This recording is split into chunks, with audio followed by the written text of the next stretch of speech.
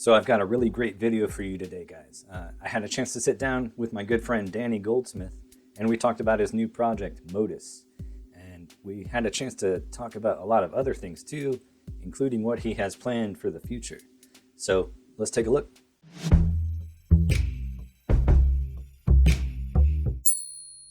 Welcome back. Thanks for joining me again.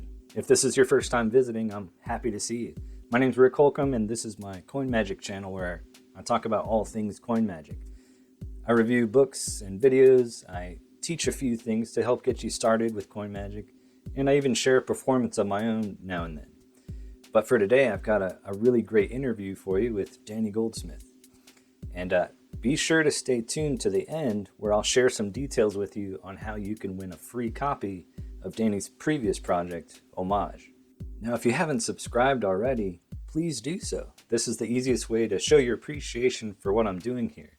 And if you want to take it a step further, you can drop me a dime in my tip jar in the description down below. If you want to take it even a step further, you can visit my website, rickholcombmagic.com, and maybe pick something up. So I've been good friends with Danny now about 3 years. I first met Danny through Jeff Copeland, and it was Jeff Copeland who told me I need to get on Instagram and check out this guy, Danny Goldsmith. And it was after that that I kind of saw all the coin magic going on Instagram. Now, if you're not on Instagram, I highly recommend you start an account, and even if you just want to browse what's going on there, you can find me at Rick Holcomb, and you can find Danny at Danny Goldsmith Magic. But it was through Instagram that I contacted Danny, and we began to talk, and we had a number of video chats back and forth. And for me, I really fed off of him and some others in the coin magic community there. And this is back in 2018. And I was trying to post stuff every week. And well, we both were. And then it was about a year later, after Danny's project came out with Jeff Copeland, and then my project, Sly Palm, came out with Jeff Copeland. We were invited to the Tricks convention, which is held in Charlotte, North Carolina. And the three of us were invited to give a lecture on coin magic. And that was just definitely one of the highlights of 2019. And it was definitely a highlight, finishing off that year before all this COVID stuff happened, and who would have known. So being at that convention really gave me and Danny a chance to meet in person and jam. And we sat with Mario Lopez and other people and just, soaked up their knowledge and creativity. And after that, I felt just so fired up about what I was doing and looking forward to 2020. But really, through 2020, I was kind of laying low, and I just focused on this YouTube channel. It was something that kept me going week to week as I had a normal job. And Danny and I kept in contact a little bit, but I wasn't really keeping in contact with many people at all, and I was just kind of focused at home. So today I'm happy to bring you a little interview I did talking to Danny and about his new project. So let's take a look.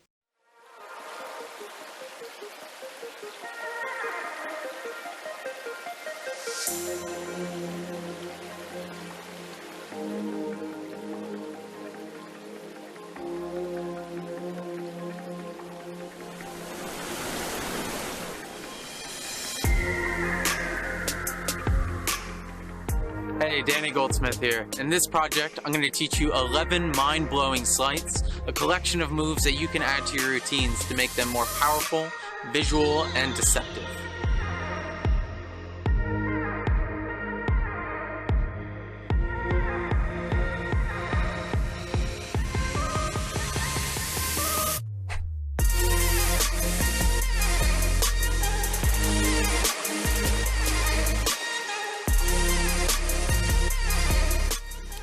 At times we've all felt defeated while trying to learn a new move, so I'm also going to teach you the neuroscience behind how I practice sleight of hand.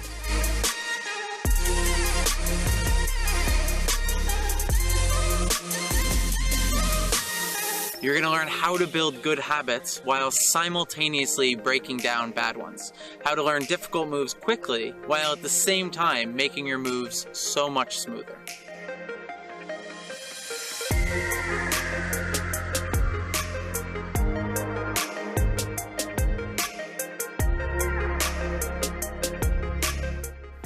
really excited to show you guys some coin stuff. We're going to talk about the neuroscience of how to practice, and a really neat thing you can do with a Sharpie.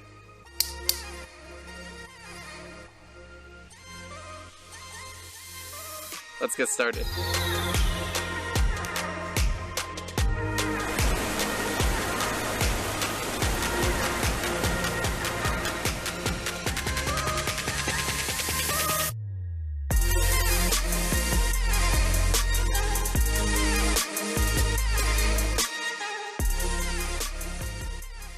So, Danny Goldsmith, how are you doing? Good, brother. How are you? Good.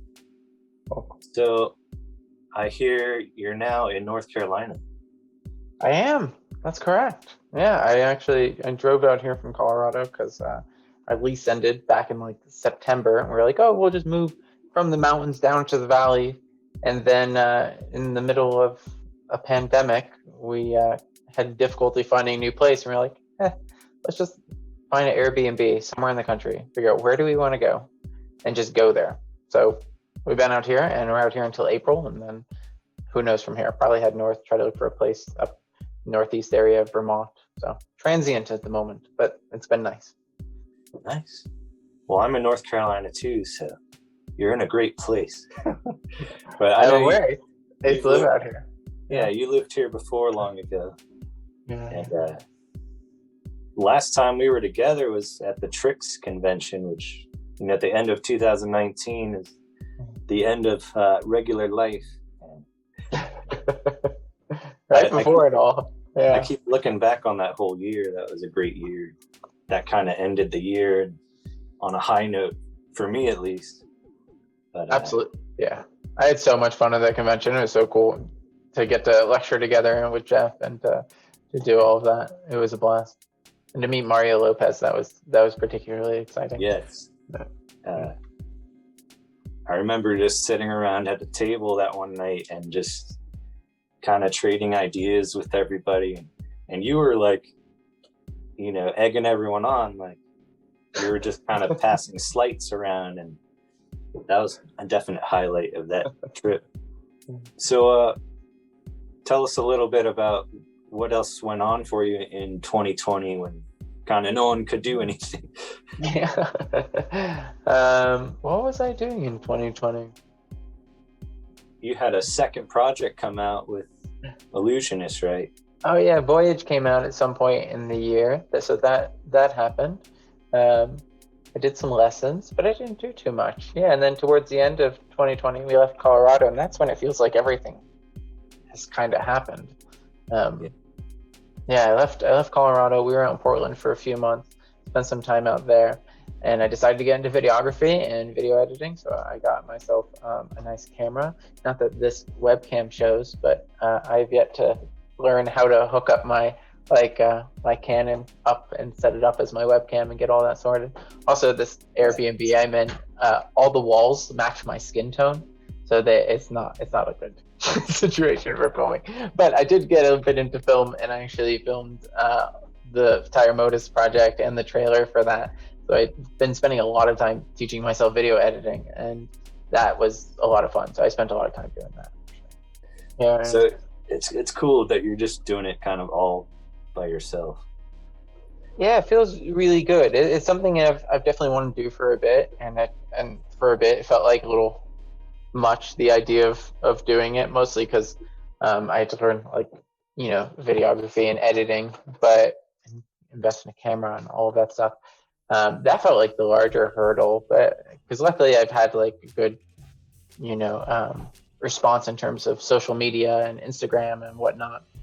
But yeah, it feels really good to be able to just kind of launch things on my own, and it's definitely something I've been wanting to do for a while now. So I'm pretty stoked to be here. And so yeah, it feels like coming so full circle to leave North Carolina with this purpose and to find myself back here, Modus being this first project that I completely did myself. Well, of course my fiance was behind the camera at the points where I couldn't be, but under my direction, and but so mostly on my own, and feel like I accomplished what I set out to do. So it has that full circle feel of that all kind of coming to fruition back in North Carolina when it kind of started in North Carolina. So that was, or the Yeah. aspiration started in North Carolina. So that feels good.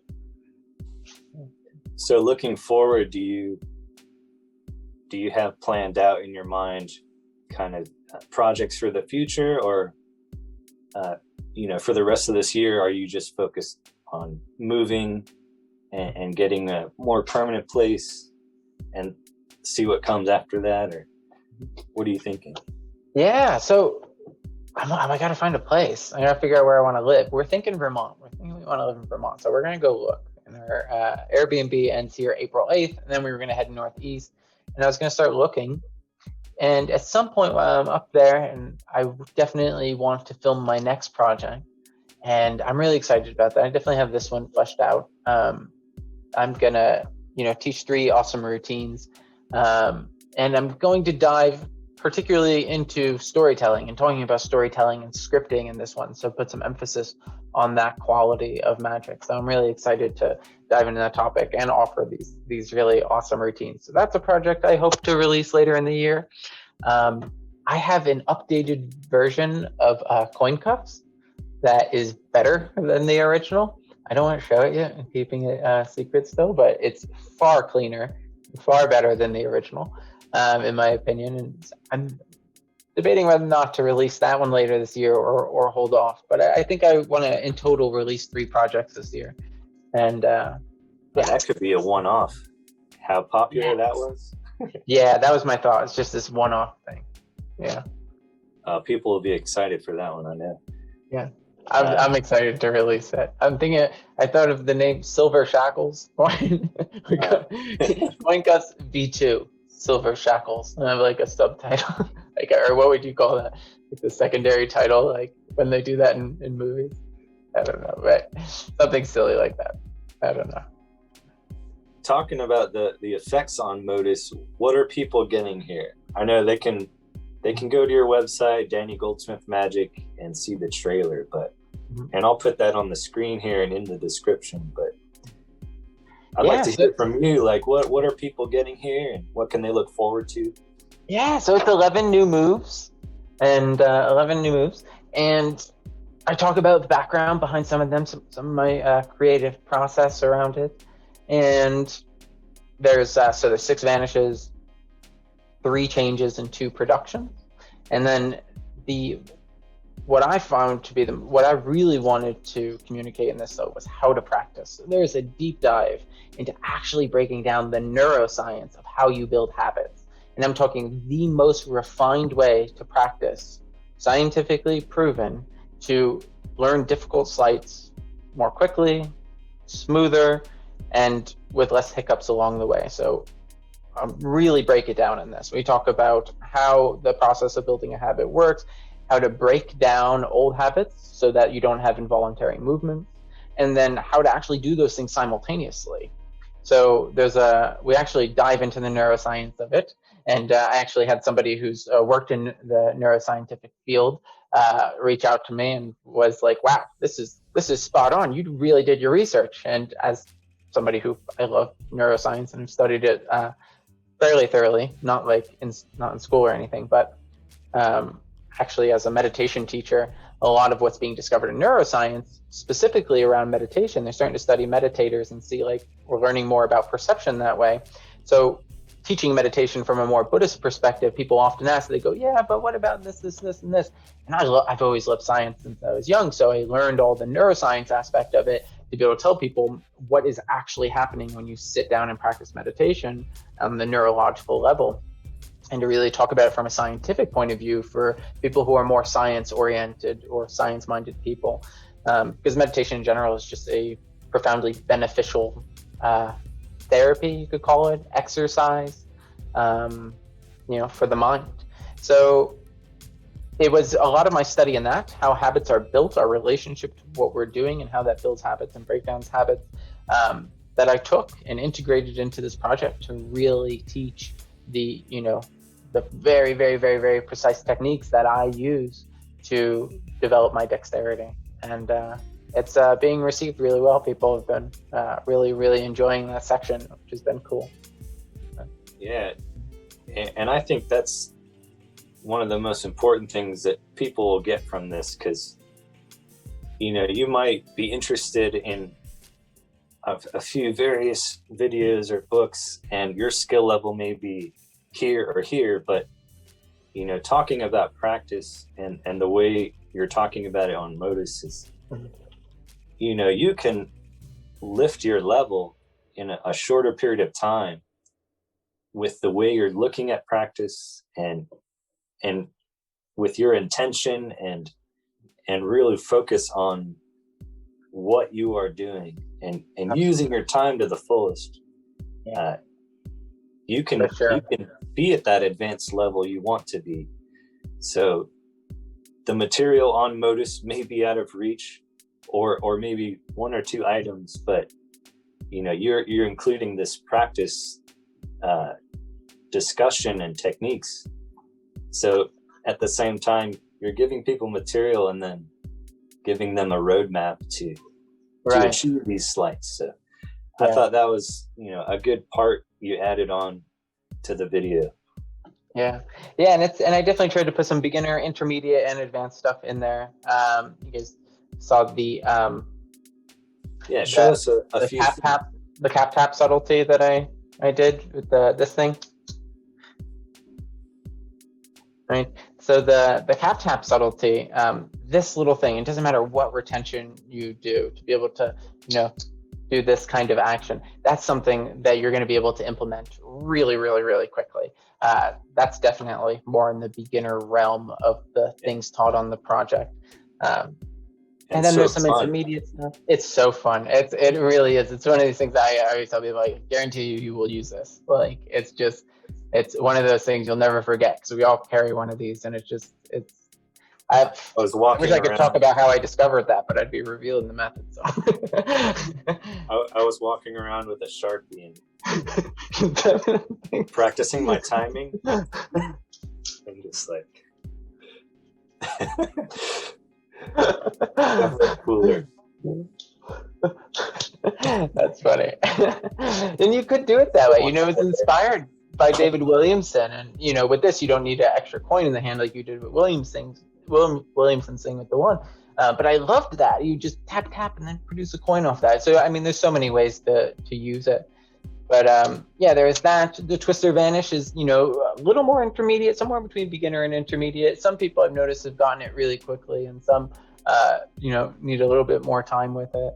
What else is on it? It's just I tried to do a range of things. I think the majority of it's intermediate, and there's definitely some advanced stuff in there, but tried to give a good, you could start here and work on this and work on that, and simultaneously here's a technique, a method of learning how to practice. And I do want to say to anyone who's got the project to really focus on the pattern interrupt part of that teaching. That's the most important part. I can't stress that enough. It's the easiest part to listen to the whole thing and go, okay, how important is that? But I would say that is the most important aspect of breaking down old muscle memory.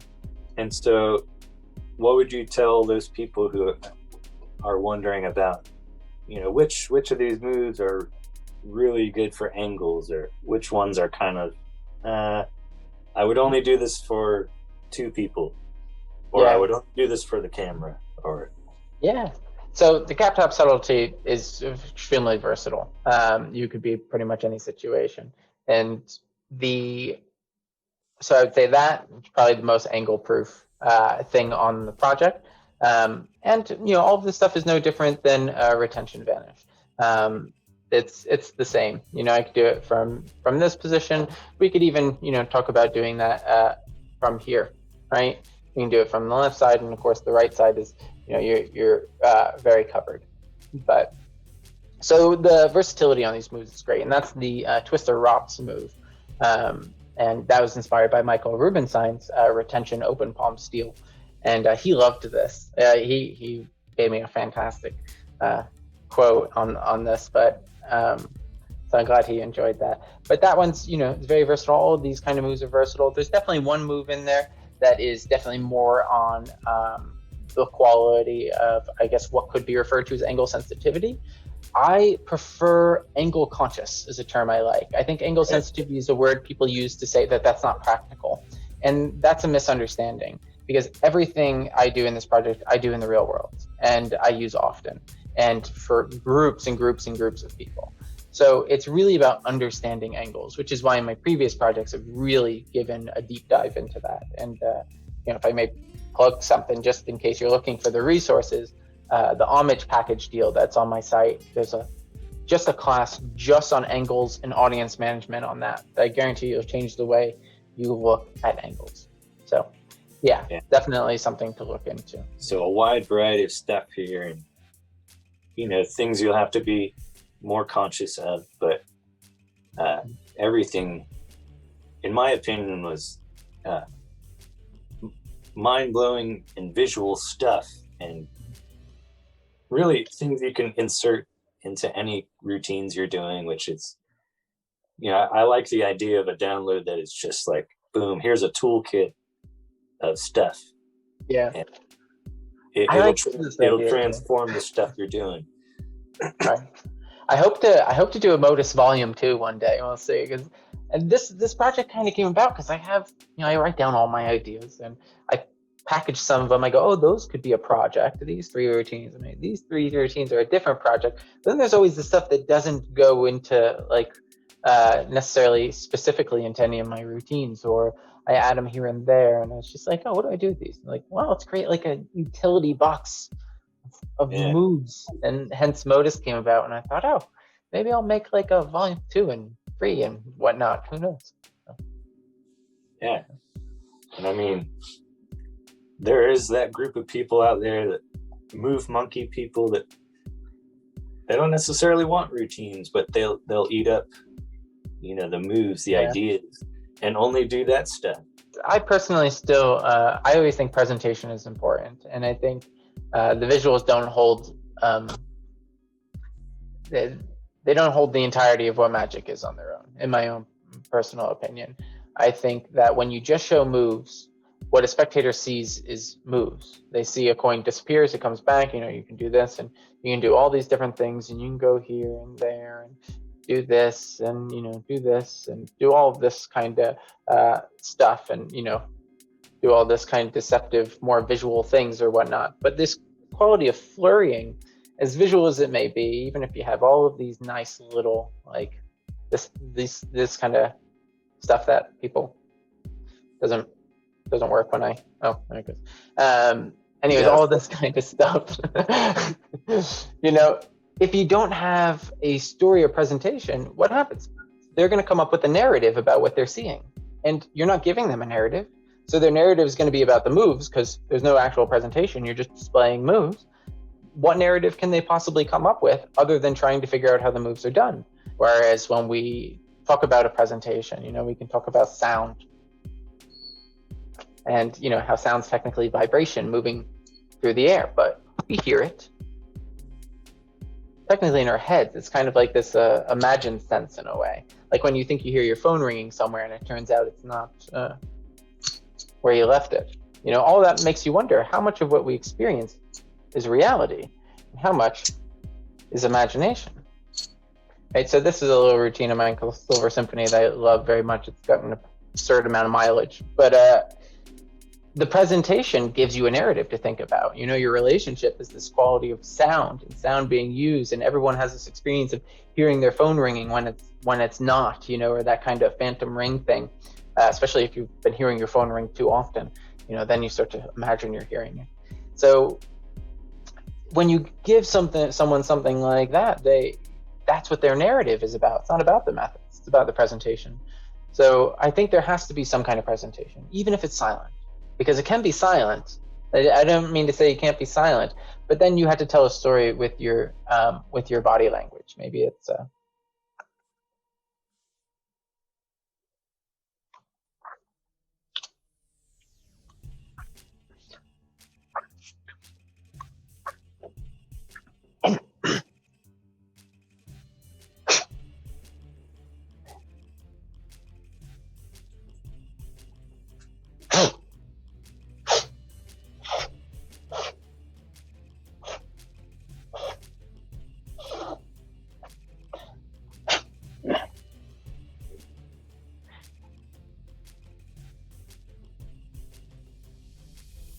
right? You know, it's a little over exaggerated, but you get the point. There's this character, this emotionality. So, and that gives them some narrative, right? It gives them something to self-narrate about, and they're going to think about what you're doing. So we have to be aware of what is the potential narrative in this situation.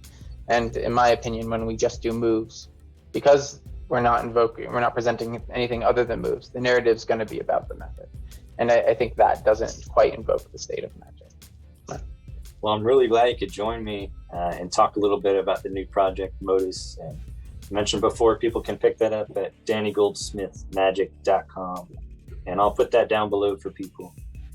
And yeah, it was great talking to you again, man. You too, man. I look forward to when we get to meet again and jam. Yes. Well, I hope you enjoyed that, guys. I certainly did. Being able to catch up with my friend and learn about what he has plans for in the future. And if you want a chance to be able to win a free copy of Danny's previous project, Homage, go to Instagram, where I'm going to make a post pointing people to this video. Go follow me, like and comment on that post, and you'll be entered for a chance to win a free copy of Homage.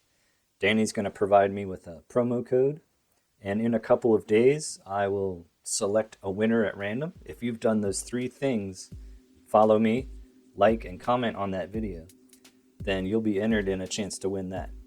All right, guys, so that's it for today. If you would, leave me a comment down below if you enjoy this kind of stuff, doing interviews, because there's a number of more people that I know I'd be able to set up this kind of thing with. And I think it's good to break up the review with the interview too, so it's not such a dry video. You can get the information you need, and you can see from the creator, their thoughts and insights to their project. So let me know down below in the comments, and thank you for watching. I'll see you next time.